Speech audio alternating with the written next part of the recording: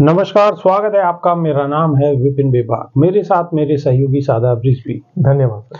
महाराष्ट्र में हिंसा से प्रभावित परभणी का एक दौरा करने के बाद लोकसभा में विपक्ष के नेता राहुल गांधी ने महाराष्ट्र सरकार पर जमकर हमला किया है। राहुल गांधी ने कहा है कि उन्होंने सोमनाथ सूर्यवंशी और उन परिवार के लोगों से मुलाकात की जो हिंसा का शिकार हुए हैं। राहुल गांधी ने परभणी केस में पोस्टमार्टम रिपोर्ट, वीडियो और तस्वीरें भी देखी हैं, जिसको लेकर उन्होंने कहा है कि ये 100% बताता है कि मौत हिरासत में रहने के दौरान हुई है, उनकी हत्या की गई है और मुख्यमंत्री फडणवीस ने विधानसभा में झूठ बोला है। राहुल गांधी ने दावा करते हुए कहा है कि इस हिंसा के लिए महाराष्ट्र के सीएम देवेंद्र फडणवीस जिम्मेदार हैं। परभणी का दौरा करने के बाद राहुल गांधी ने कहा है कि मैंने परिवार और मारे गए और पीटे गए लोगों से मुलाकात की है।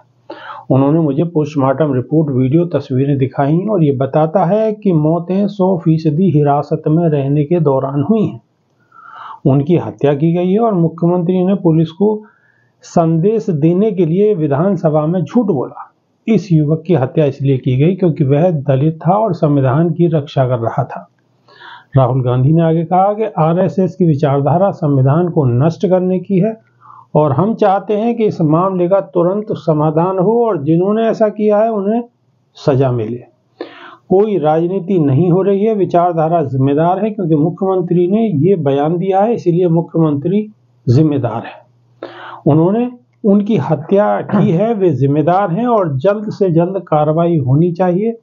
वहीं बीट में मारे गए सरपंच और परभणी में पुलिस हिरासत में मरने वाले दलित लॉ छात्र की घटना को प्रदेश मुख्यमंत्री देवेंद्र फडणवीस ने दुर्भाग्यपूर्ण करार दिया है।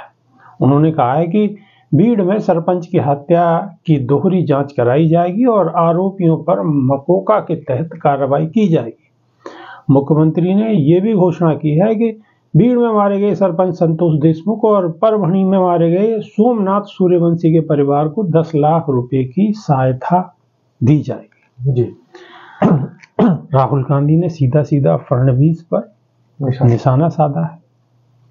कैसे देखते हैं सादाब रिजवी? देखिए बेबाक जी, ये जो हत्या हुई है इसको मौत करार दिया जा रहा है। इसको एक बताया जा रहा है कि ये अपने आप ही हुई एक नेचुरल डेथ है, लेकिन ये बहुत बड़ी साजिश के तहत की गई हत्या है। एक छात्र को, और वो भी उस छात्र को पीट पीट कर पुलिस कस्टडी में, पुलिस हिरासत में मार दिया जाता है। इस देश के लिए इससे बड़ा शर्मनाक कांड कुछ नहीं हो सकता जी। और उस छात्र का दोष क्या है? जो दोषी हैं, जो बड़े अपराधी हैं, उन अपराधियों से तो पुलिस 2 फीट दूर चलती है। उन अपराधियों को जब लेकर के अदालतों में उनकी पेशी पर लेकर जाती है तो पूरे सुरक्षा के इंतजाम के साथ और उनको इस तरीके से ले जाया जाता है जैसे कि माननीय सांसद महोदय जा रहे हो या माननीय मंत्री जा रहे हो।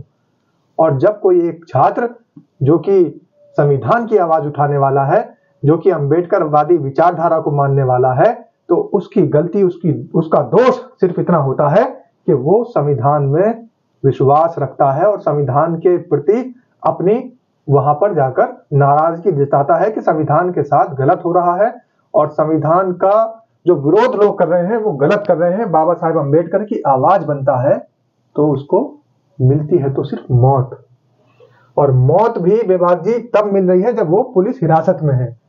लोग पुलिस को रक्षक समझते हैं, लेकिन पुलिस यहाँ भक्षक बनती दिखाई दे रही है। और ये बेबाक जी एक ही जगह भक्षक नहीं बनती दिखाई दे रही है, ये पूरे सिस्टम का फेलियर है। और जो पूरा पुलिस प्रशासन है, कहीं वो तमंचे दिखा रहा है, कहीं गोलियां भेज रहा है, कहीं लाठियां बरसा रहा है। जायज है उनकी लाठियां बरसानी, लेकिन अपराधियों के ऊपर। जायज है उनके तमंचे दिखाने, लेकिन अपराधियों के ऊपर। जायज है उनकी गोली चलानी, लेकिन अपराधियों के ऊपर।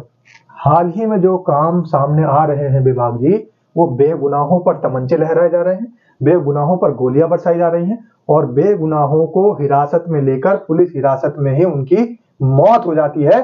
तो ये सरासर हत्या का मामला है, मौत नहीं है।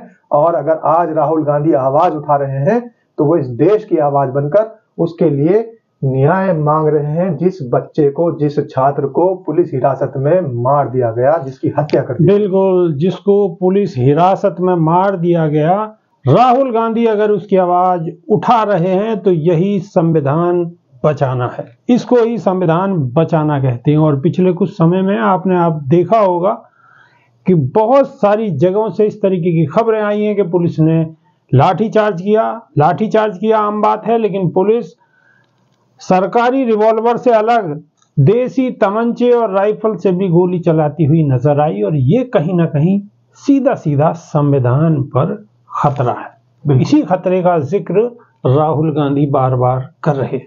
तो अभी के लिए सिर्फ इतना ही, नई वीडियो में रूबरू होंगे। बहुत बहुत शुक्रिया, धन्यवाद, नमस्कार। धन्यवाद।